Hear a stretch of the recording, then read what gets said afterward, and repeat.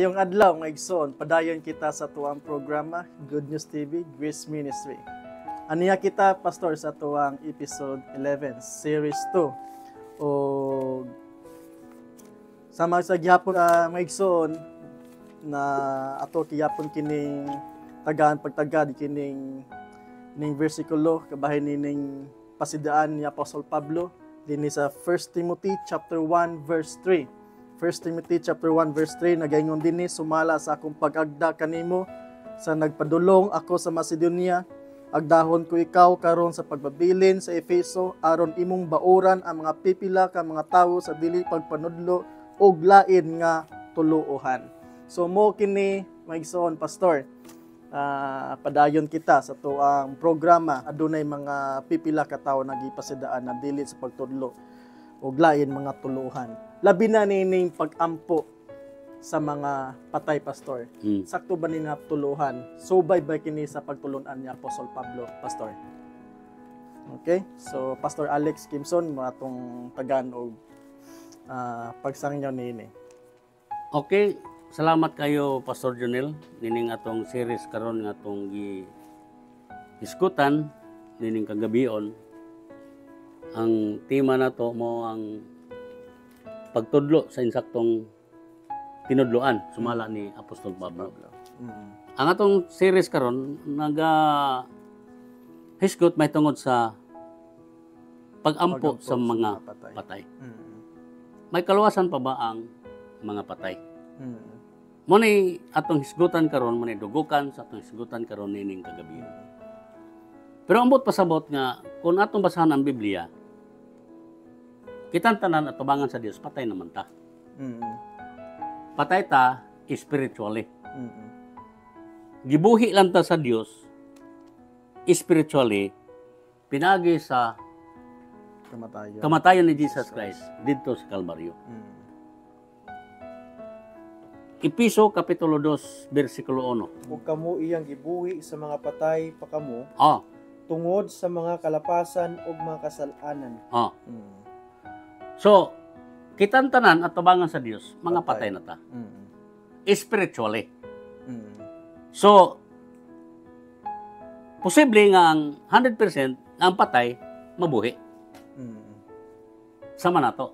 At tubangan sa Dios, mga patay ta, pero gibuhi ta sa Dios, pinaagi sa pagtudlo ni Apostol Pablo nga pinasikad sa kamatayon ni Jesus Christ dito sa Kalbaryo.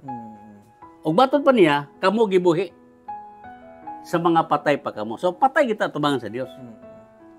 So sa dihapon nga atong masabtan ang mensahe sa maayong balita sa grasya sa Dios. Gibuhi ta sa Dios. Pinaagi siyang hamili pod nga dugo. Mabuhi ta. Pero kumusta man ang kanang namatay gyud physical. Kay kita namatay man ta spiritual at tubangan sa Dios. Kay bato pa diha nga gibasa ka ganina, kamo gibuhi sa mga patay pa kamo. Pintungod sa kalapasan o kasalanan. So mo ni ang tao. Sukad pa kaniadto, makasala kita. Mo na ingon sa Roma 3:10, ingon sa nasulat, walay matarong, wala bisan usa. Nahimulag tatanan sa Dios. Mo nang sa 3:23 sa Roma, Pastor Tauk sa pagbasa, sanglit na kasalaman ang tanan o nakabsan sa himaya sa Dios. Nakabsan sa himaya sa Dios. Nakasala kita tanan. O giisip ni sa Dios nga mga patay ta sa iyang presensya. Pero ang nakanindot, bisag patay ta, pero kung magpatalinghong ta sa may balita sa grasya sa Dios,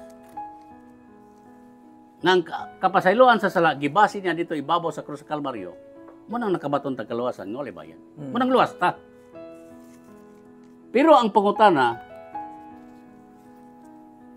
ang katong namatay na, physical nga gilubong. Gilubong na. Maluwas pa ba sila? Kung wala silang mudawat ni Jesus Christ karon, samtang buhi pa, then pagkamatay, gilubong na, maluwas pa ba sila bisag pangadjian? Muna pangutana. Madala pa ba og hagyo sa mga pamilya?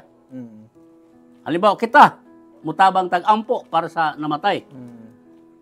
Katong kamatayon na, physical ito nga namatay. Nagsakit, o unsang klases kamatayon, nga namatay siya physical. Gawas nga namatay siya spiritual, namatay pagid siya physical, inig kamatay niya, madala ba nato og hangyo ang Dios, pinaagi sa atong pag-ampo, nga maluwas pa siya. Oh.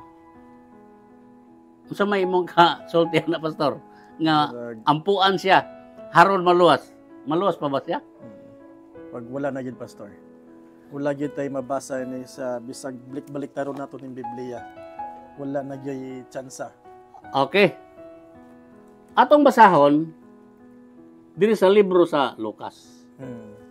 Sa Kapitulo 16, sa iyang bersikulo 19. Nagahisgot kini, may tungod sa taon dato, nga namatay na, og ni Lazaro, nga namatay sab. So, kubot pasabot, gakinin duha ka mga tao, patay na. Ang pangutana, maluwas pa ba siya og ampuan o pangadjian? Atong tubagon. Atong basahon ang balang kasulatan. Dahil usa ka tawong dato nga nagsagpot og purpura og lino nga manipis ug nagkaon sa makabuhong mga pagkaon matag adlaw. Okay. Sa verse 20, Pastor Dionisio. Og sa gawas sa iyang pultahan gipalubog ang usa ka taong kabus nga ginganlan si Lazaro nga nalukop sa kabahong. Oh, diha siyang gawas na nalukop sa kabahong nga si Lazaro. 21, Pastor Junel. O gipangandoy ni Lazaro nga mabusog unta siya sa mga mumho nga nangatagak gikan sa lamisa sa taong dato ug labot pa ang mga iro na nagpanuol kaniya ug ilang gitilapan ang iyang kabahong. Okay. Gitilapan ang kabahong. Ug sa bersikulo 22, ingon siya dinhi, ug ang taong kabos namatay. So namatay gid sila. Physical, pastor, nga kamatayon. O gidala sa manulunda ngadto sa bakan ni Abraham. So manulunda nagdala. Unya ang taong dato namatay usab, nagsunod din sila kamatay. O gilubong. So mo gini basta mamatay ilubong. So gilubong na. Unsay mahitabuon niya nila? O bersikulo 23. Ug dito sa Hades sa naganto siya sa mga kasakit giyahat niya ang iyang mga mata ug iyang nakita si Abraham. Okay? Giyahat niya ang iyang mga mata ug nakita niya si Abraham dito sa layo. Ug tanawa ang taong dato, bersikulo 24, Pastor Junel. Ug siya misinggit nga nagingon, amahan kong Abraham, kaluyin taon ako. Ug suguwa si Lazaro sa pagtuslob sa tumoy sa iyang tudlo diha sa tubig aron ipabugnaw sa akong dila kay aniya ako sa sakit din hinining nagadilaab nga kalayo. O diri na. Muna problema sa tao. Nga mamatay ang tao, nga walay kaluwasan. Nga naman, dito sa Hades nag-anto siya, og nangayo siya pakiluoy ni Abraham. So kining si Lazaro, tuwa sa sabakan ni Abraham, ginalipay siya. So sa ito, pakini si Lazaro ba? Dunan ni siya pagtuo sa Diyos. Kaya ganon dito man siya sa sabakan ni Abraham. Og si Abraham, mo'y amahan sa pagtuo. Og kini si Abraham, usa ka taong matarong, nga ang Diyos, nagadumala kaniya kaniadto. Og dinhi, ang taong dato, nagsinggit siya dito sa layo. Kaya ito sa Hades, nagkalayo. Nagkaluoy pa siya. Oh, nagkalayo. Og naghangyo siya, nga si Lazaro, pagtuslob siya tudlo sa tubig, aron idaitol si Andila, kay tuwa siya sa dapit sa kasakit. Muna'y problema sa mga taong dili luwas. Nagpakaluoy yun yan, pastor. Nagpakiluoy. Ang problema, makuha ba ni kampo? ang problema, makuha ba ni pangadji? Ang problema, makuha ba ni hangyo? Atong tubagon sa bersikulo, umahangyo ba yun? Bersikulo 25, Pastor Taok. Apan si Abraham itubag kaniya, anak, hinumdumi nga sa buhay ka pa, nakadawat ikaw sa mga maayo mong butang o sila sa usab nakadawat sa dili maayong butang apan siya ginalipay dire samtang ana ikaw diha sa kasakit. Awa. Kung dili day ka ready, dili day kay andam sa imong kinabuhi, naa siya ginasakit adlaw gabi. Muni problema. Muni nga importante sa dili pa mo ang tao, nining kalibutan na, iyang siyoron, iyang siguraduhon, nga nadawat na niya si Jesus Christ. Kaya kung wala, apike, dili makuha og pangadji. Dili makuha. Atong basahan pag sunod.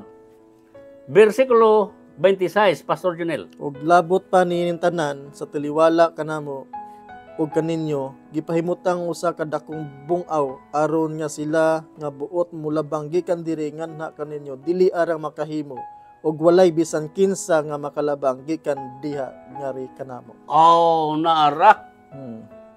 Ingon si Abraham, walay bisan kinsa nga makalabang gikan sa timbutangan sa hadis sa taong dato ngadto ni Abraham.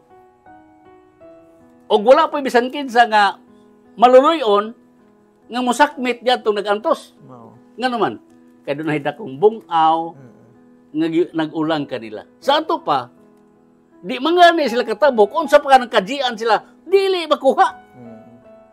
Nga naman, kay ang pangadji sa mga patay, walay rason o walay posibilidad nga ang tao makaikyas gikan sa linaw nga kalayo.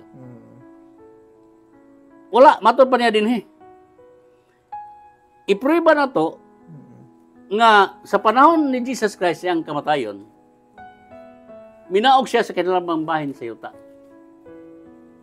Sa unang Pedro, Kapitulo 3, nga si Jesus Christ, iyang naadto ang bilangguan nga diin ang katong mga tawhana na bilanggo sugod pa sa panahon ni Noe.